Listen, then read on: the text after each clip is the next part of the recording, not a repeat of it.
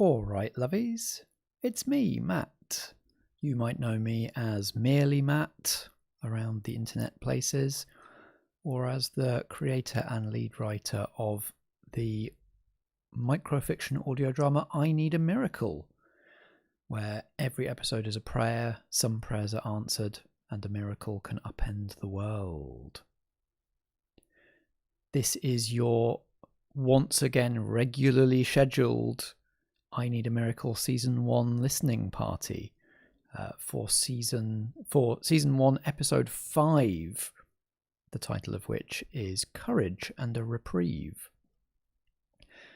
If you haven't logged in for one of these listening parties before, this is what I do on them is I screen an episode of I Need a Miracle and talk a little bit about the process of writing it and recording it, and also talk about our progress towards making a second season, which I'm very excited to try to do very soon.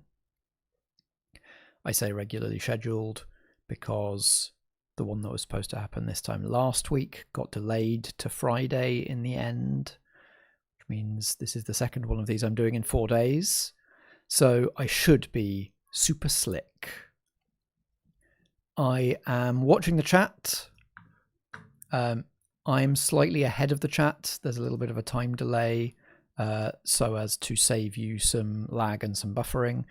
So if you put stuff in the chat, I won't see it straight away. We can't chat in real time. But if you put stuff in the chat, I will respond to it. Questions about the episode, questions about the show. How did you get here? What weird link did you follow that led you to me? Any questions that you have, or any comments or anything like that, especially when we're all listening to the episode together. If you have comments at any particular moments, I always love to hear them and see or read them, I suppose. I'll have a bit of news for you after the episode as well. I think that's about all the housekeeping there is to do before we kick off the screening. So, without too much further ado, this is Season 1, Episode 5 of I Need a Miracle. It's called Courage and a Reprieve, and it's performed by Lizzie Waterworth.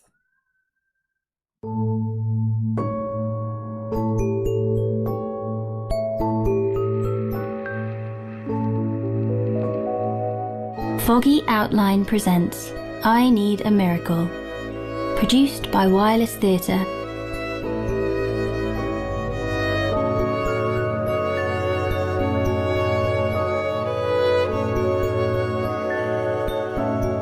Courage and a Reprieve, written by Matt Boothman, performed by Lizzie Waterworth.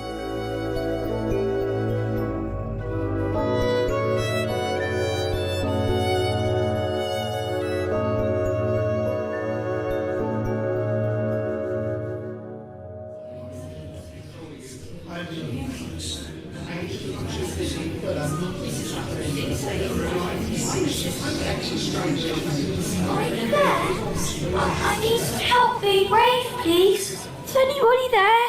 Oh, hello. I'm Jenjie. What's your name? We're in my room right now. You want to see? My friend Shia says that their room is better. But I think that's wrong because my room is purple. We have to stay here on the bed, so I can't show you any of my toys. But the toy box is down there. And my squidgy seat is in the corner, and you can see the purple. It doesn't look like purple now, but that's because it's dark. I promise it's the best purple, and that's why my room is better than my friend Shia's room. I don't think my friend Shia's room has a monster in it, though. I still like my room better, but I wish it didn't have to have a monster in it. Do you want to know about some of my toys? Or are you really busy? I suspect you're really busy.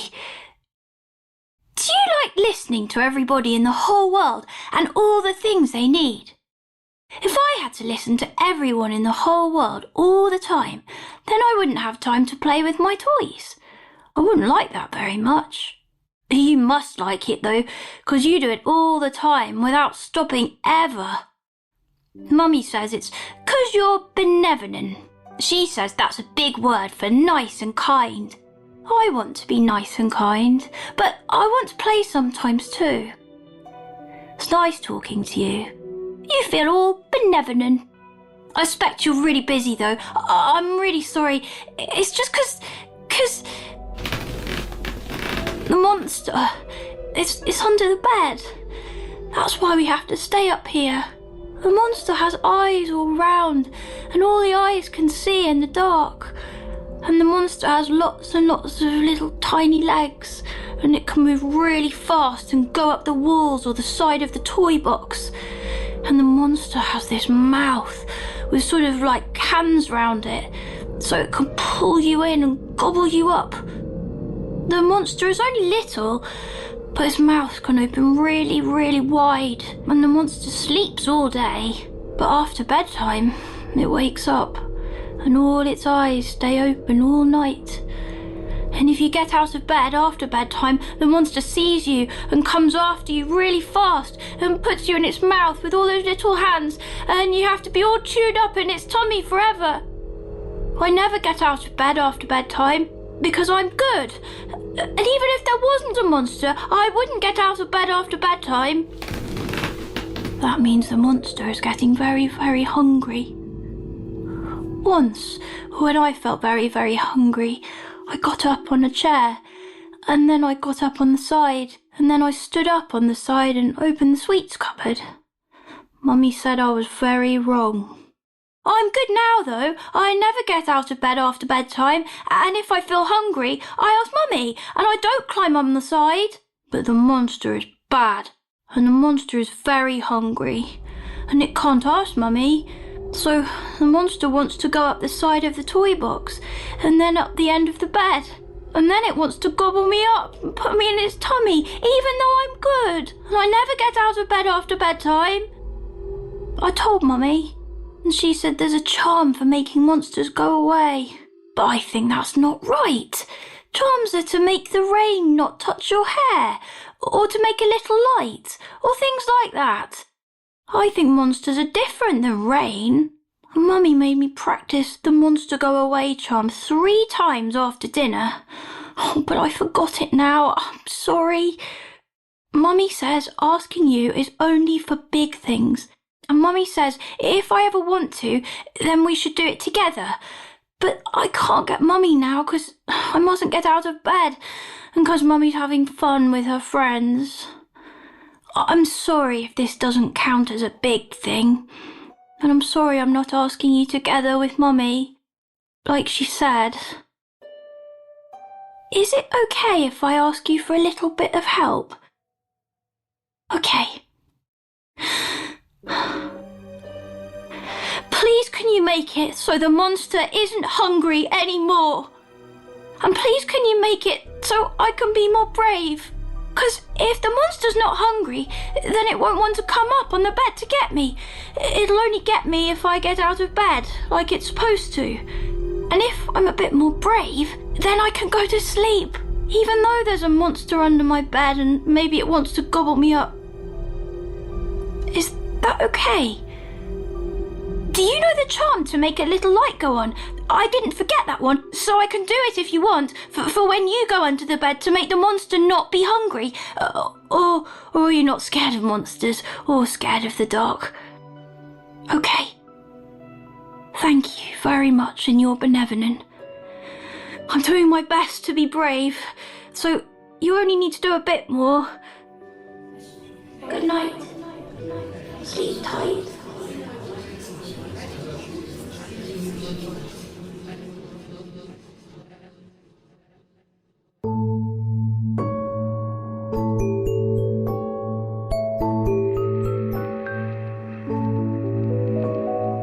I Need a Miracle is a Foggy Outline podcast produced by Wireless Theatre, directed by Robert Valentine, produced by Sarah Golding, casting by Fiona Thraille, broadcast assistance by Teresa Milewski, music by Catherine Seaton, sound design by Sarah Buchynski, recorded by Stephen H. at Jukebox Studios. Find more audio gold at wirelesstheatrecompany.co.uk and foggyoutline.com. Thank you for listening.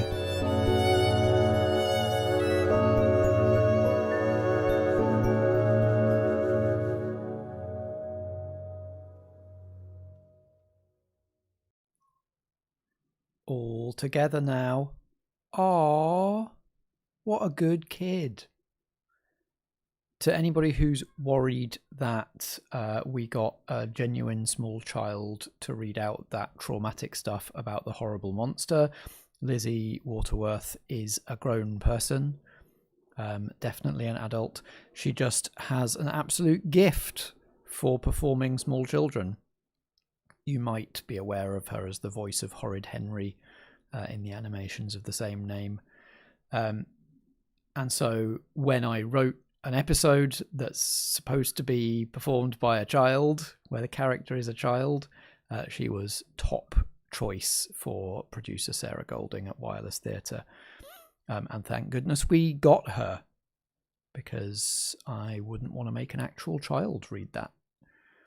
I might have had to tone down the horrible monster stuff. Although some children really love that stuff and lap that up. But, you know, we'd have had to get a safeguarding and a sensitivity consultant and some stuff like that. So easier to get a grown adult who is capable of sounding like a child. She doesn't sound like that all the time. She has a normal adult voice as well. I love the sound design in this episode, so shout out to Sarah Buchynski at Polarity Audio Works for that. I didn't specify what like the texture of the chair was supposed to be, other than what you hear in the script where Jenjie talks about the squishy seat. And maybe this is purely a millennial thing, and the Gen Z listeners won't get this, but it's so clear to me that the chair that Jenjie is sitting on is one of those inflatable armchairs from the early 2000s. The sound is just viscerally imprinted. It is slightly, I'm realizing, one of my toxic traits as an audio drama writer is to write characters stumbling and either mispronouncing words or slurring or saying stuff wrong. And I really need to I think I have learned at this point to tone that down, or to maybe just make a note in the text for the director and the performer to work out amongst themselves, rather than trying to dictate how the stumble happens, because it's one of the most difficult things to do and sound natural while you're doing it, is to read a script that's telling you to mispronounce something or get something wrong or get tongue-tied, basically.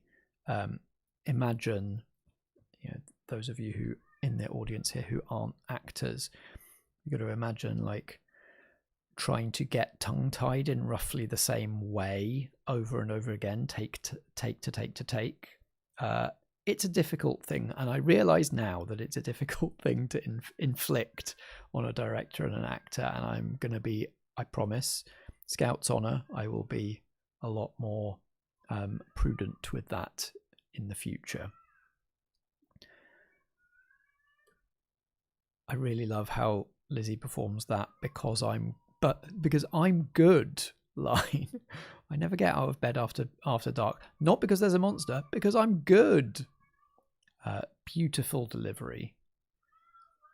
And we get a couple of little world building details building up in this one. The part about charms, so I mentioned charms briefly in the listening party for last episode 4, and we get a little bit more of a clear idea from context here about what those are. Kind of like I talked last time about the miracles that everybody kind of wants and nobody hates, and so that would just become persistent and like a part of the world, like some form of flight. Enough people would wish for it and not enough people would hate it enough to undo it. But that's thinking about sort of always on type miracles. like the change to gravity that we've had that started in episode 1, like the ability to understand animals, which got switched on after episode 2. These are ones that people don't have a lot of control over, whereas charms are minor miracles that everybody has been granted the power to invoke. Little magic spells, basically. The sort of thing that, like, I don't think people would tolerate always having a magical force field above their head to repel the rain, but I think people would tolerate being able to create one by saying a few little words. And similarly, to make a little light, what you might call cantrips, that just are little minor miraculous effects that everybody in the world has access to, but that crucially, unlike the speaking to animals one, which everyone can do all of the time and is always switched on, you actually have to remember the incantation for your charms. So the ones that you use a lot you'll remember, and the ones that you don't use so much you might forget, and they might fall out of practice with. And we also get a little bit about the norms around small children and whether they're allowed or whether it's accepted or whether it's taboo or not for them to pray for miracles before you're fully developed enough to really understand the responsibility that you're taking on by doing that. So it's clear that, like, at least in the all of the world building in this show is through a keyhole. We're only getting this through individuals a lot of the time, but we learn that at least just in Jenjie's family, they are not supposed to pray for frivolous or minor things, and they're not supposed to do it at all without a parent or guardian present, which seems like a kind of sensible societal norm. In a situation like this, I'm sure it gets broken all the time with disruptive results, but that's not what's happening here. I don't think there's any upheaval that could come out of this one. Looking back at old drafts, I actually don't seem to have a longhand draft of this one. I think I must have gone straight to digital, straight to typing for this one, and it looks like it took the place of a different episode that kind of the script never got to a place where I wanted it to be finished. What I did find going through my notes was just a kind of brainstorm list of possible episodes once I'd done the scripts that were kind of top of mind, or the first ones that came to mind based on the premise, and I'd drafted all those out. I was going, right, what else can I write? What other prayers can I delve into to round out a longer season? So just brainstorming a big long list of petitioners and miracles. So I'll share a few of those from this notebook from January to November 2019, 7 years ago. So on this list, kill sleep. Those of you who keep up with the stuff that I'm working on behind the scenes, or who subscribe to the Foggy Outline Coffee, ko-fi.com/Foggy Outline, know that I repurposed that idea for a different production that is at a sort of an early development stage. So kill sleep. An entitled person with petty demands, that became The Collector, episode 3. A suffering child, I guess that was the seed of this one. They won't say out loud. I feel like that would be a very difficult one to actually script in practice and to make engaging and dramatic. A secret about yourself no one else knows. It's kind of an interesting one. Is there a secret about me that everybody knows, that nobody knows other than the omniscient deity of my world? I want that deity to tell that to me. Your undivided attention, that turned into episode 11. He mustn't ever find out. I think there might be elements of that in the next episode that we're going to look at next week. Willpower to kick the habit. I think that one's got some legs. Never developed that one. Season 2 writer's room. You can have that idea for free. Forbearance to endure an annoying co-worker would be kind of a slightly comedy episode, I think. Confidence to advocate on one's own behalf might be good, but would need a lot of fleshing out. Like, what are you advocating about? To protect a loved one on a journey. Again, there's an element of that in episode 3, The Collector. Praying for something special and unique before every performance. I don't know whether I meant that to be like a performer or an actor praying for, like, to be able to do something unique in that night's performance, or whether it's like an audience member praying to experience something special. There might be something in that. A couple more that turn into actual ones that we'll talk about. Permission to speak critically about the omniscient God, which I think turns into Annette Badland's episode. Get me out of this place. To the rest of them, it's just a thing you say. They don't understand what it's like for me. And second to last on this list, This Day to Live Over Again.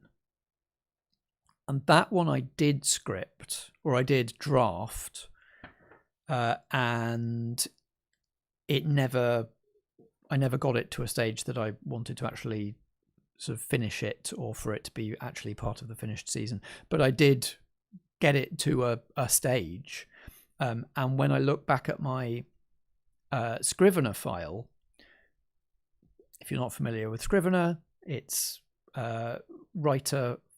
creative writing focused software, or like write a word processor that's focused on big projects. So it gives you lots of organizational tools for dragging chapters around and brainstorming and planning and structuring, all in the same interface.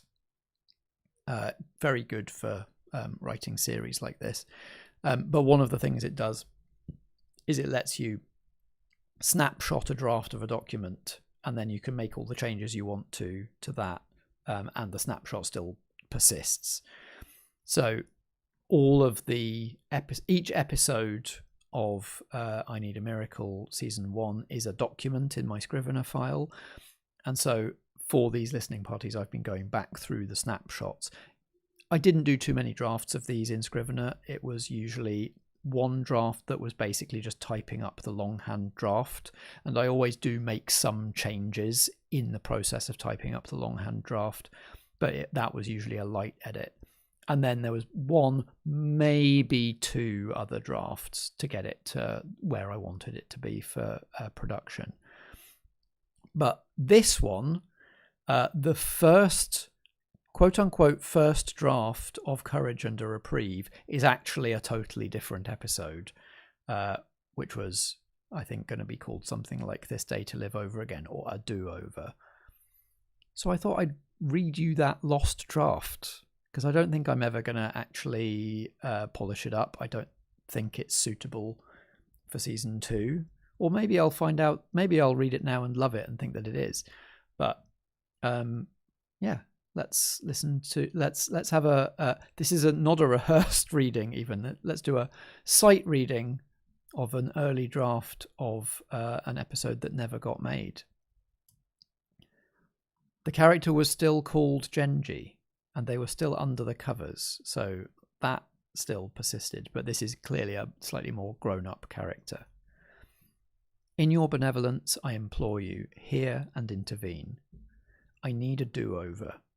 Oh, glory, please. I just need a do-over for today. I just want to go to sleep right now and wake up and have it be this morning again and have none of this have even happened. Is that okay? I heard that's a thing you can do.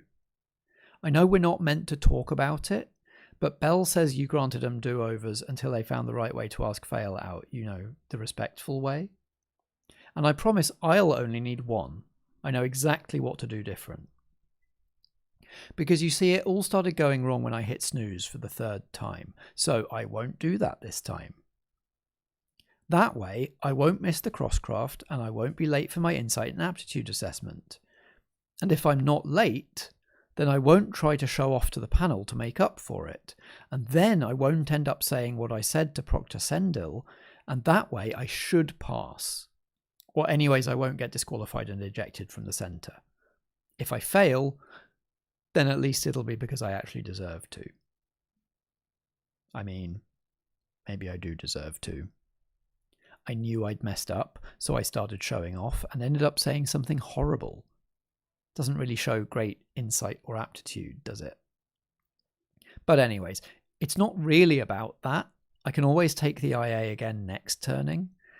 It's that if I do the IA properly and walk out and I don't know if I've passed or not, because they don't tell you right there, then I won't be cross with myself. I'll just be worried and overthinking it and relieved it's over and out of my hands.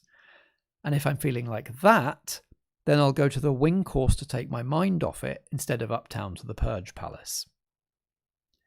And I'm really honestly not trying to say it wasn't my fault I went there or anything. I know a lot of people who go Purge all the time say they can't help themselves, but I'm not saying that. I stomped all the way up the rise and I went in the building and walked past the concierge and got in the lift and pushed the button for the roof garden, and I decided to do all those things. Every step was a chance to make a different decision, but I didn't take that chance today. It was my fault.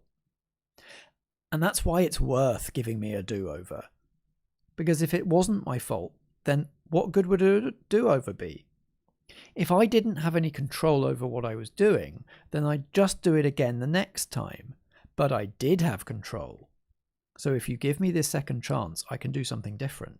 I can make a different choice. I want to make a different choice because then I'll still have what I lost. I won't decide to take the infusion. I won't decide to get up on the ledge around the roof garden.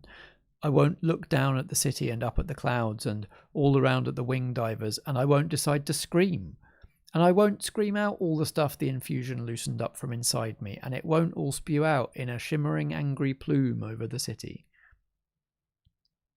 The others in the palace actually applauded. It must have been a really impressive plume. Maybe that's good. I lost something important. It would be crap if that was unimpressive.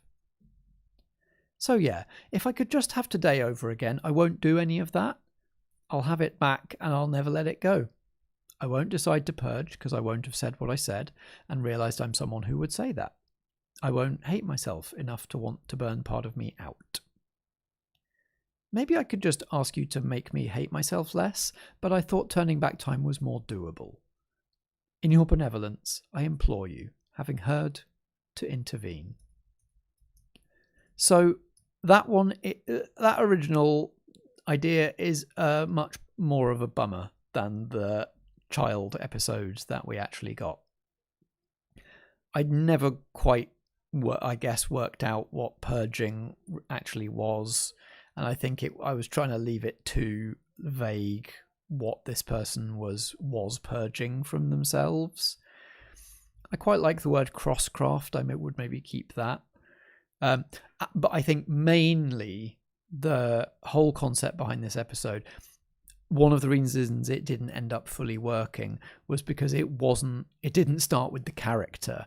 It didn't start with who is this person and why would they ask, what would they ask for and why. It started from thinking, wouldn't it be incredibly disruptive to the rest of the world if somebody Groundhog Day'd everybody? I guess also another reason not to do this one was how do you do the consequences of that in future episodes if they do actually get that granted and fully Groundhog Day the world. I play with consequences not unlike that in the live show that we did at the Audio Drama Hubfest last year, which I hope I will one day get the audio from to be able to share on the feed. So I won't spoil exactly what is going on in that one, but that kind of like breaking time for everybody idea survived into that live show. Anywho, I don't regret that I scrapped the do-over episode and wrote the child episode instead. I remember having tons of fun writing in the child voice and writing about a horrible monster in that voice. That was really fun. And of course it meant we got to work with Lizzie, who's fantastic. So hey, do you want to know who might get to write some episodes for a possible season 2 of I Need a Miracle? All the ones that I'm sharing on these listening parties are my episodes. I wrote all of them because I wrote all of season 1. And those are the only episodes that are out at the moment, so those are the ones we're doing on listening parties. But one of the reasons I'm doing these is because 2 weeks today, on the 24th of August 2026, we will start a crowdfunding campaign to get season 2 scripts written and woven together into an arc and cast, and get cast actors to go with each of those scripts. And this time I'm not going to write them. I've been assembling behind the scenes a wonderful writers' room who are all very excited about the show, which is very humbling and flattering.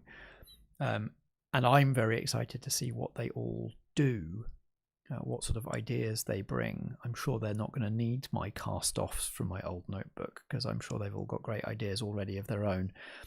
I have mentioned, if you're a subscriber to the Foggy Outline newsletter, Professional Relations, then you already know what I'm about to tell you, but might have forgotten because I think I revealed it a few months ago. But for everybody else, here's who's going to be involved in writing season 2 of I Need a Miracle.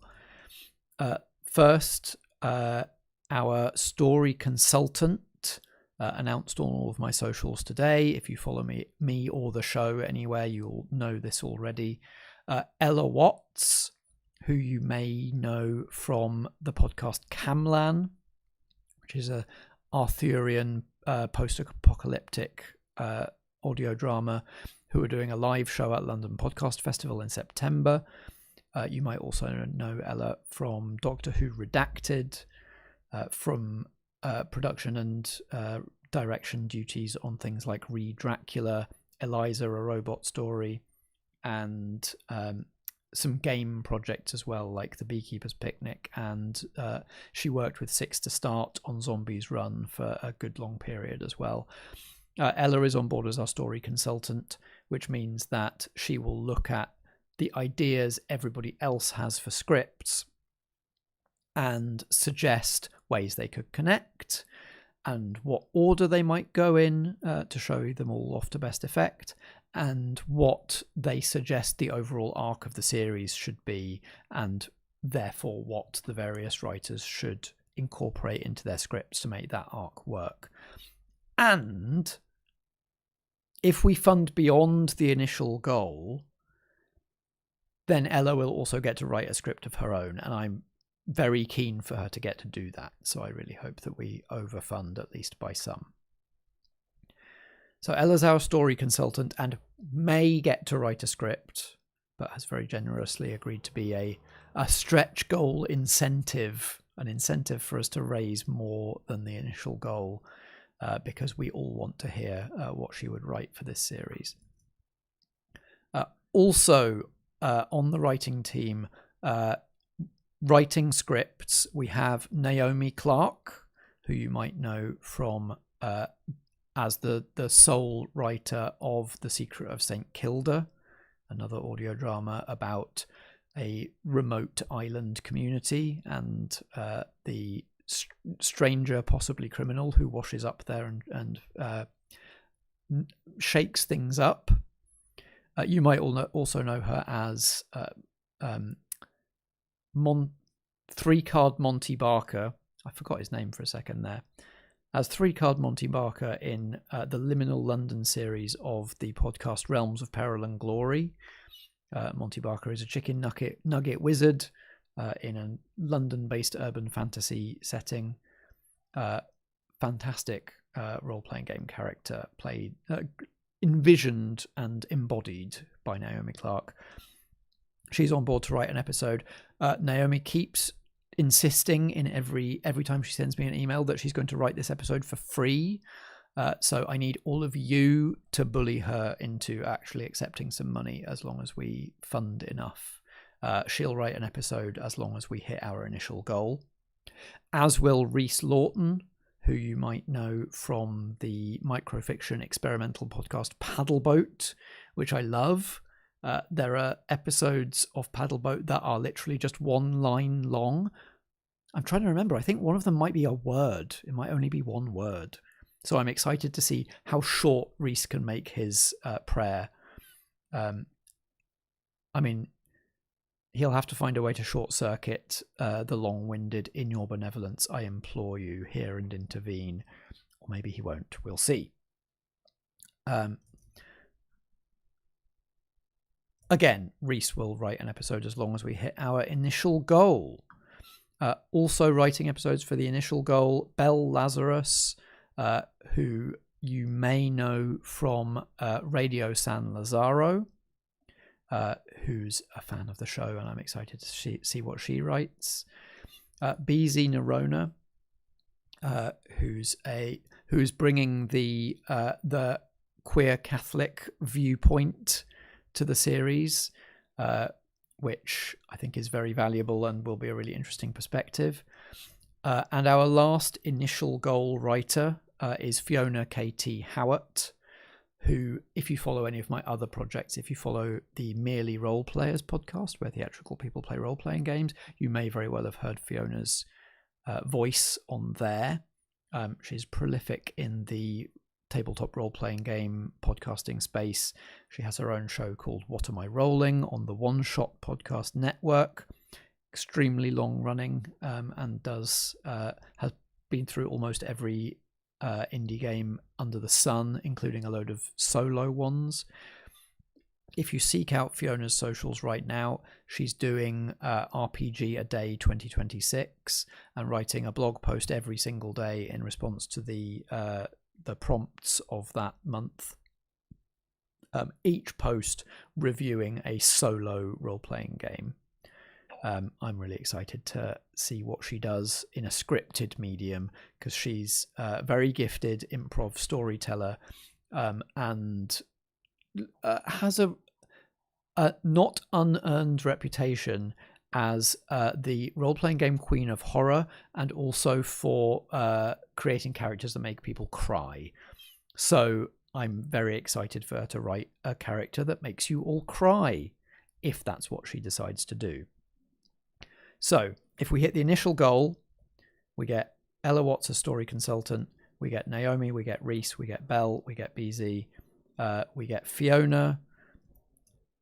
Have I missed someone? And we get Edil May Hampson, who I'm so sorry I left you out in that initial list, who again came to us from the sign-up form on the I Need a Miracle website, and looks like they're going to do a great job.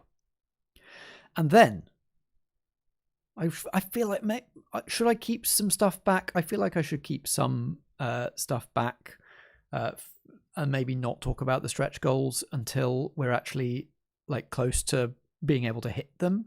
But I'm kind of too excited about it. So if we overfund and hit our first goal on the stretch goal ladder, so we hit that initial goal, the series is happening, the initial 6 writers are writing their scripts, we're casting them, we're getting Ella's consultancy. If we go a bit beyond that, enough to pay for another day of casting and one more script fee, then we get an episode by Michelle Kelly, who I am so keen to hit at least that first stretch goal, because I want to see what she writes. She's also known in the role-playing game space. She writes for tabletop role-playing games and is also in a lot of actual plays as well. She's a regular in the Euphoria channel. and has also written other things which temporarily escape me. But her full bio is going to be on the crowdfunding page, and I'm going to share posts about her work and all of the other writers' work soon. Really excited to see what she does, so I want to hit at least that first goal. So first stretch goal, Michelle Kelly writes an episode. And the main reason I'm keen to hit that one is because Michelle doesn't get to write an episode at all if we don't hit that stretch goal. Again, she very generously volunteered to be a stretch goal person, so that we can really make the case for funding above the bare minimum. But I really want to get that extra episode. So Michelle is the first stretch goal. Second stretch goal is Ella Watts writes an episode. Third stretch goal is I write an episode in blank verse. And then we have a couple of extra goals beyond that, which are they just pay for another script, which just means that one of the other writers gets to write another one if they've got another idea, and get paid for that second script as well. But to my mind, those first couple of goals are the really important ones. I want an episode by Michelle. I want an episode by Ella. And if you want to challenge and put me through the ringer to try and write an episode in blank verse, then you can keep giving us money after that as well.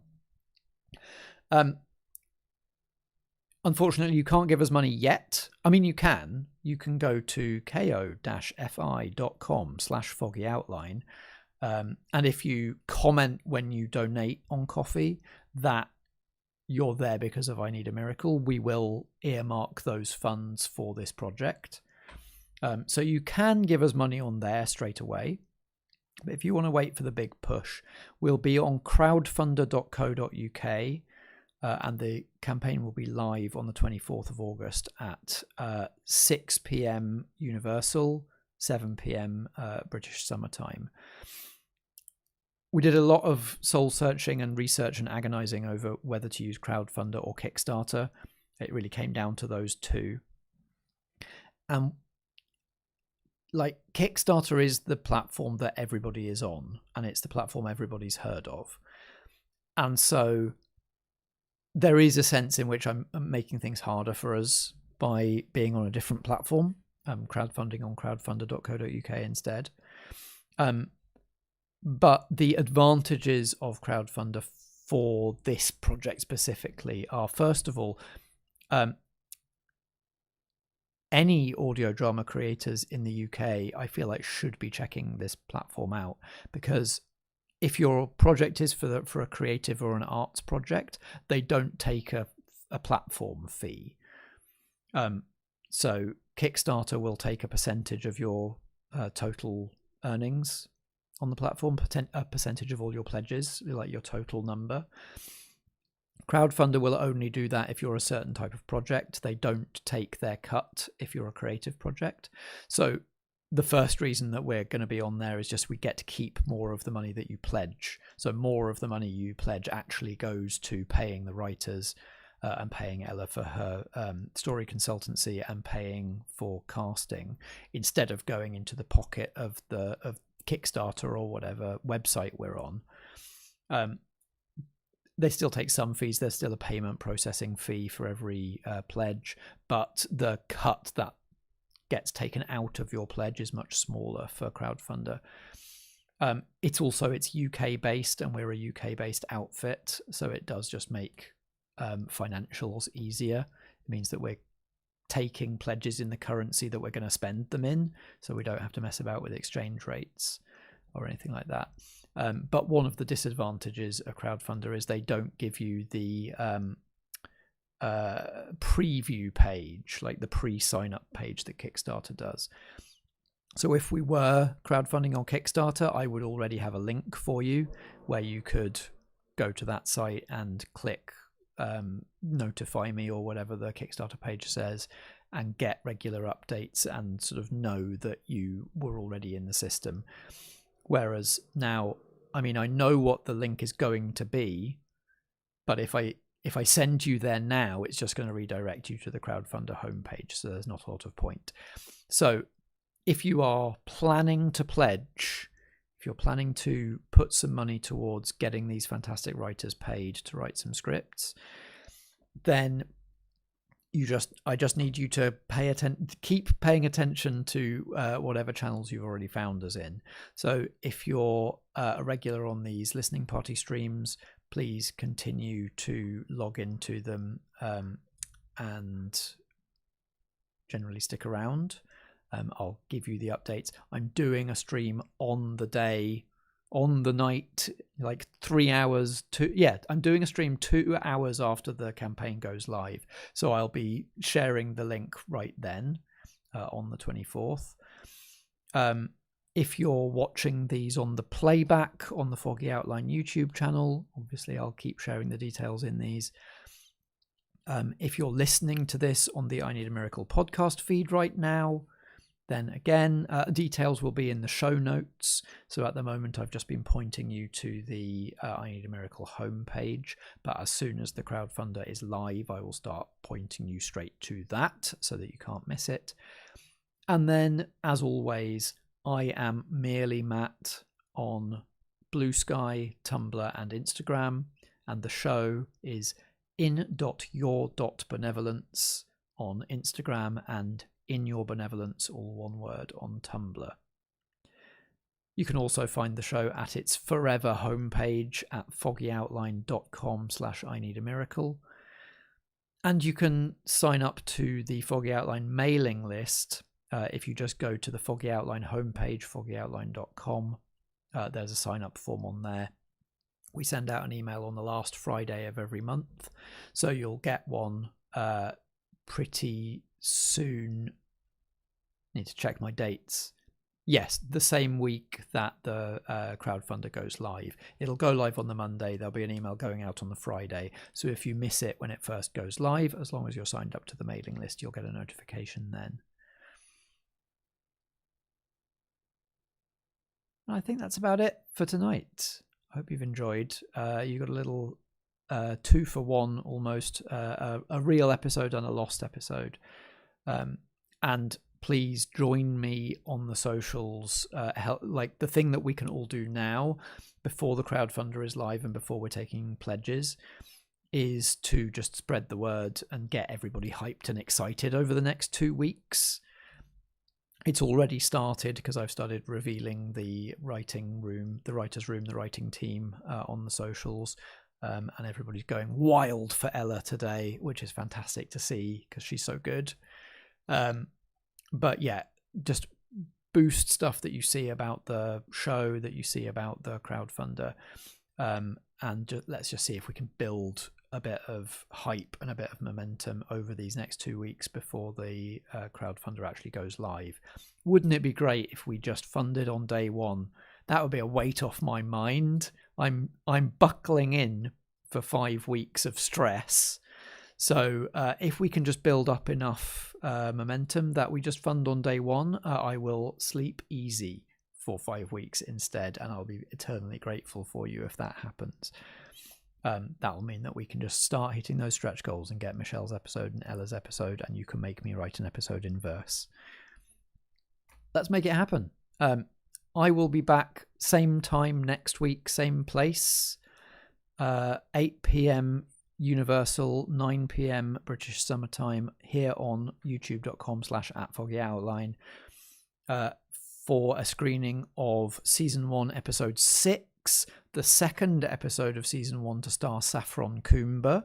She's the only person in the cast that did 2 episodes in Season 1, playing a very different character to the one that she played in Episode 3.